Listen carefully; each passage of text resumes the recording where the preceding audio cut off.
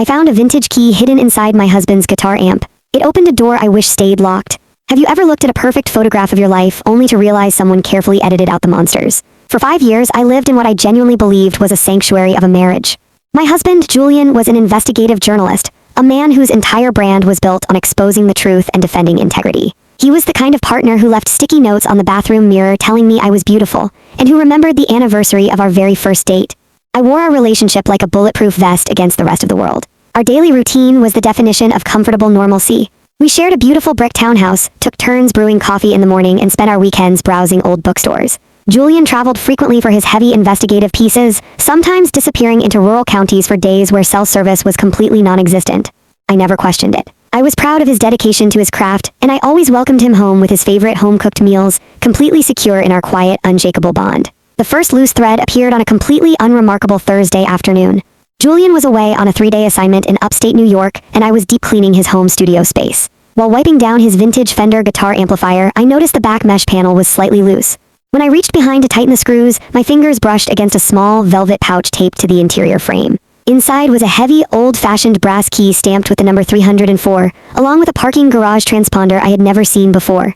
A normal person might have put it back, but a cold instinct pricked at the base of my neck. Julian didn't own any properties, and we only used one local parking garage.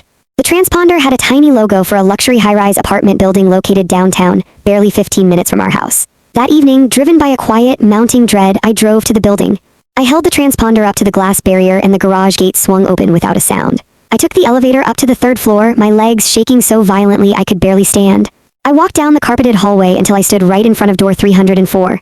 I slid the brass key into the deadbolt. It turned with a smooth, sickening click. I pushed the door open, expecting to find a secret office or maybe a hidden storage room for his sensitive journalistic research. Instead, I walked into a meticulously decorated home that mirrored our own townhouse, right down to the exact same brand of coffee maker on the counter.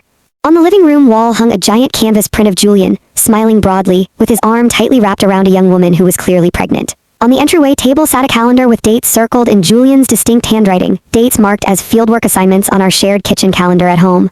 He wasn't tracking corruption in distant counties. He was managing shift schedules between 2 entirely separate families, using his journalism career as a perfect, ironclad cover story for his absences.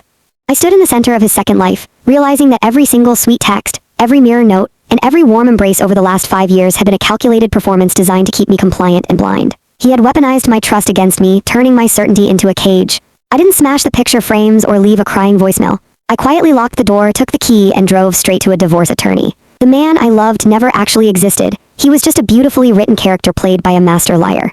How do you ever learn to trust your own judgment again when the person you loved successfully faked a perfect relationship for